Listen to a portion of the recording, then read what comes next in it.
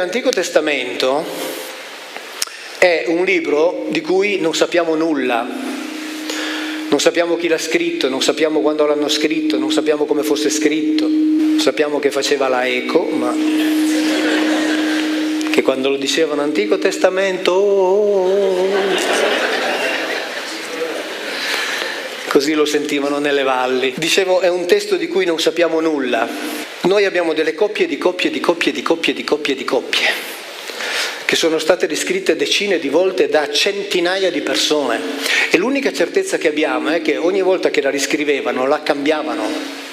Ma questo lo dicono i docenti delle università israeliane. Si occupa di questi, e dicevo, è un libro di cui non sappiamo neppure chi l'ha scritto, sappiamo soltanto che quello che leggiamo noi oggi di sicuro non è uguale a quello scritto in origine. Per cui, come dico dal 2010, con quell'insieme di libri possiamo solo fare finta. E a me fare finta sta benissimo. L'importante è che sia una scelta metodologica dichiarata. Perché vedete, i teologi fanno finta che quel libro parli di Dio. Per cui tra me e i teologi non c'è nessuna differenza, salvo una, che io lo dico che faccio finta, loro no. Ma loro fanno finta che quel libro parli di Dio. Da sempre, e lo sanno bene quelli molto in alto, che non parla di Dio, mai. Lo sanno molto bene. Io ancora 3 sere fa ho fatto un incontro con un docente di teologia della Facoltà Teologica dell'Italia del Nord, un incontro molto amichevole, molto chiaro, molto aperto, e sono sempre contento di fare questi incontri perché vengono fuori delle cose per me molto piacevoli, nel senso che poi io a un certo punto mi chiedo ma che cosa continuo ancora a fare conferenze? Basterebbe che lo dicessero loro, solo che stranamente lo dicono se siamo vicini, altrimenti tendono a dire qualcosa d'altro, di più certo, di più sicuro, no? Di più, di più confortante ovviamente per i fedeli. Allora, di questo libro non sappiamo nulla. Ed è predicato da una gerarchia che a partire da papa, cardinali, vescovi, teologi, esegeti no, loro sanno, ma poi parroci, poveretti, catechisti, più poveretti ancora. No, ma lo dico credetemi con affetto, perché gli raccontano delle cose che non stanno né in cielo né in terra. Veramente, quindi lo dico con affetto, non con disprezzo. Predicano questo libro senza conoscere la lingua nella quale è stato scritto. E quindi predicano sulla base di traduzioni. Questo libro di cui non sappiamo chi l'ha scritto, non sappiamo quando l'ha scritto, non sappiamo come fosse scritto, non sappiamo come fosse letto in origine. Uno dice com'è che non sappiamo come fosse letto in origine? Perché è scritto tutto senza le vocali, perché le vocali non esistono.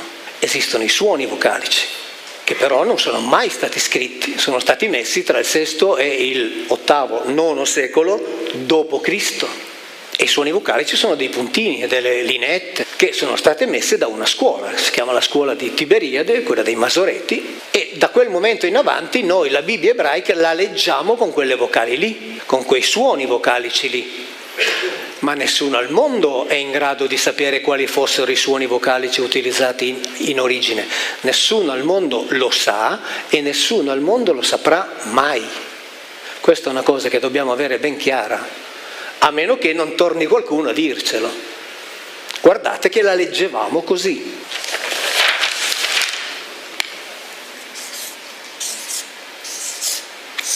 Qui c'è scritto Tevele, si scrive da destra a sinistra. La lingua ebraica è fatta sostanzialmente di 500 gruppi di 3 consonanti e a seconda dei suoni vocalici, con questi 500 gruppi di 3 consonanti si costruisce tutta la lingua.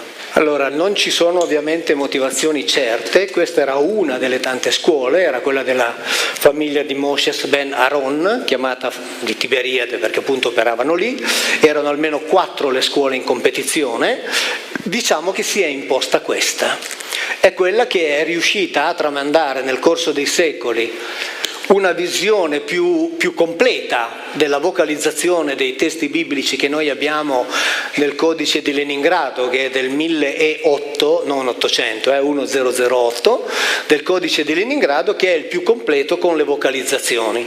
Però ci sono altre Bibbie. Noi per esempio diciamo questa è quella che fa un po' da base, ma non abbiamo nessuna garanzia che sia la più vera, nel modo più assoluto. Quindi anche su questa facciamo finta. Perché se noi per esempio prendiamo i Targumim, la Bibbia è scritta in aramaico, scrive cose completamente diverse da questa.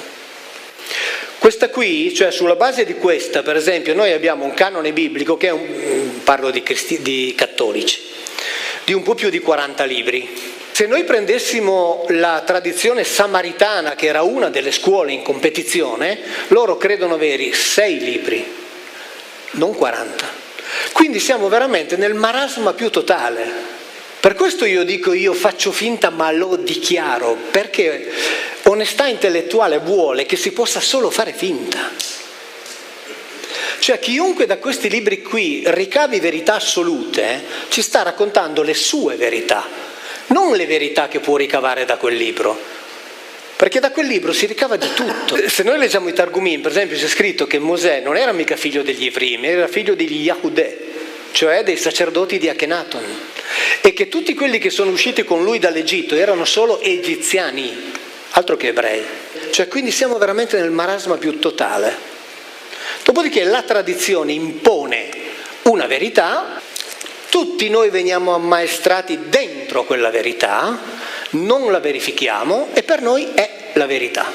Perché se io usassi per esempio i testi di Qumran, che non sono vocalizzati, e mettessi le vocalizzazioni mie, ma lei si immagina che cosa mi direbbero?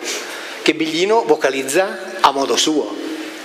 Cosa che molta esegesi ebraica fa con la stessa Bibbia dei Masoretti, cioè toglie quei suoni vocalici, che adesso li vediamo, e ne mette altri, cambiando i significati. Ma lo può fare, sono ebrei, sono scuole esegetiche ebraiche, loro lo possono fare e mi sta benissimo, che problema c'è? Tanto nessuno sa quali fossero le vocali in origine, e quindi... Ma è da questo concetto che bisogna partire quando si parla dell'Antico Testamento, perché altrimenti sembra di parlare di un libro che è stato dettato da Dio, che è stato, non faccio battute, che è stato dettato da Dio e che è rimasto così nei secoli. Non esiste libro più manomesso della Bibbia. Allora se noi a questo Tevel mettiamo una E ebraica, 2 libro del Levitico, così lo leggiamo Tevel, che significa universo, mondo, terra. Se noi mettiamo un'altra E, cioè aggiungiamo un puntino qui, lo leggiamo sempre Tevel, ma è rapporto sessuale di una donna con un animale, oppure rapporto sessuale tra suocero e nuora. Quindi così è terra, mondo, universo. Così, quindi capite che la caccolina di una mosca su un papiro, se c'entra al posto giusto,